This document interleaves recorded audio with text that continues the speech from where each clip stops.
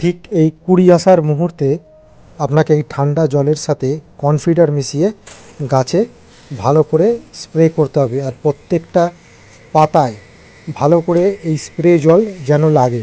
তার কারণ এই সময় যদি আপনারা ভালো করে গাছে ইনসেকটিসাইড স্প্রে না করেন, এই সময় প্রচুর পরিমাণে কিন্তু ল্যাদা পোকার উৎপত্তি হয় এবং প্রত্যেকটা কুঁড়ি কিন্তু এই ল্যাদা পোকা খেয়ে নেবে। দেখতে দেখতে দেখুন, আমি একটা আপনাদের সামনেই দেখাতে পারছি।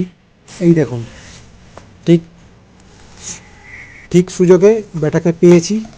দেখুন,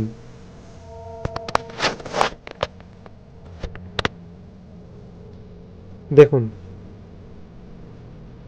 রাতের অন্ধকারে বসে এ কিন্তু এই কুঁড়িগুলোকে খেয়ে ফেলবে। আর যত কচি পাতা আছে, ডগা আছে, সমস্ত পাতার ডগাগুলো কিন্তু খেয়ে ফেলে, ফলে কিন্তু আপনাদের কুঁড়িগুলো নষ্ট হয়ে যাবে। আর কুঁড়িগুলো যদিও ফোটে, সেই কুঁড়িগুলো হাফ ফোটা অবস্থাতেই কিন্তু নষ্ট হয়ে যাবে ফেলবে। এইভাবে ধরে ধরে প্রত্যেকটা গাছের পাতায় ভালো করে স্প্রে করুন। আর দরকার পড়লে একবার কন্টাক্ট ইনসেকটিসাইড আর একবার সিস্টেমিক ইনসেকটিসাইড আপনারা গাছে প্রয়োগ করুন। এর ফলে কিন্তু আপনাদের গাছগুলো থেকে যথেষ্ট পরিমাণ কুঁড়ি পাবেন। আর না হলে কিন্তু আপনাদের এই ভালো গাছ করা সত্ত্বেও আপনারা কিন্তু ভালো ফুল ফোটাতে পারবেন না।